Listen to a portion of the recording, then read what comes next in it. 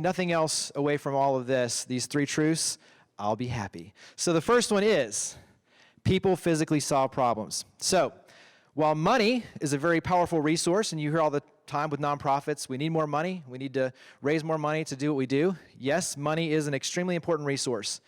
The problem is, put a dollar bill on the table, doesn't walk, doesn't talk, doesn't come up with any solutions, doesn't mentor a child.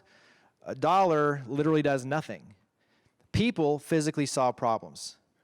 So when we talk about making our cities great, when we talk about making America stronger, if we're not rolling up our sleeves and giving of our time, nothing good is really going to happen.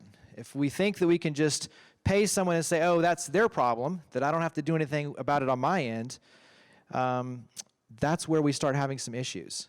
So the first truth is people physically solve problems. The second one is that people provide opportunities for people. This is the whole story of my life. When I was in Texas, I was taking acting classes, and that was my dream, was to be in a band and to go and be in movies and all sorts of great stuff. I had that fun dream, especially living in Dallas and thinking LA was far away. So I was taking acting classes. I was the first one in, last one to leave, just volunteering and volunteering and volunteering. And so when I came up to graduate, my teacher said, you know what? Of all the students, you've been here and you've been giving and giving and giving and giving and giving and asking nothing in return. I'm going to do you a favor. One of my good friends owns a production company in Los Angeles. He needs a director of marketing. You're a marketing major. I'm going to make a phone call and see what I can do.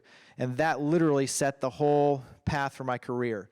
Because of that, I was able to move out to Los Angeles, work with people like Merv Griffin and Dick Clark, doing TV shows and radio shows and all sorts of stuff. But it was simply because I was there helping out.